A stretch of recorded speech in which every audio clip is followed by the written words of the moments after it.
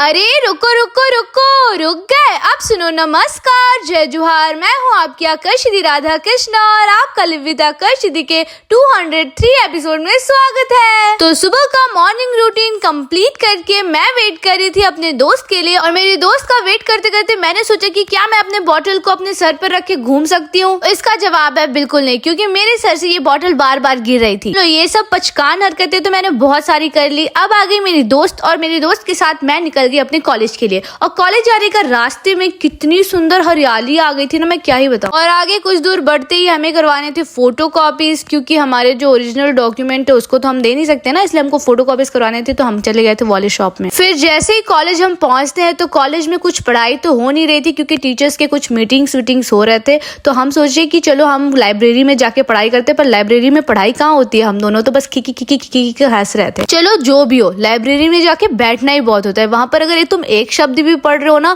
तो वो तुम्हारे लिए बहुत है। कॉलेज में थोड़ी देर मस्ती पढ़ाई करके हम निकल गए फिर से अपने घर की ओर। और घर में आकर मुझे बहुत जोरों से भूख लग रही थी, क्योंकि मैंने बहुत दिनों से पिज्जा नहीं मंगाया था और पिज्जा नहीं खाया था, तो मेरा जी ही नहीं लग रहा था। इसीलिए मैंने सोचा कि चलो आज पिज्जा मंगाते हैं और पिज्जा खाते हैं। और मैं जब पिज्जा मंगाती हूँ तो मेरा भाई पहले से ही आ जाता है। और असल बात बताऊं, मैं तो पिज्जा अन्नी के कारण नहीं खाती हूँ, क्योंकि उसे बहुत पसंद है। मेरे और अन्नी के पिज्जा खाने के बाद मैं चली गई थी मेरे पूरे फैमिली में पिज्जा बांटने। तो मैं सबसे पहले मेरे मामा जी को दी, मेरे भाई को दी। उसके बाद मैं चली गई थी मेरी दादी के पास, और दादी को तबीयत ठीक नहीं था तो मैंने वहीं पर रख दिया। अब हम मिलते हैं अगले एपिसोड में, तब तक के लिए जय जोहार, जय छत्तीसगढ़, बाय बाय।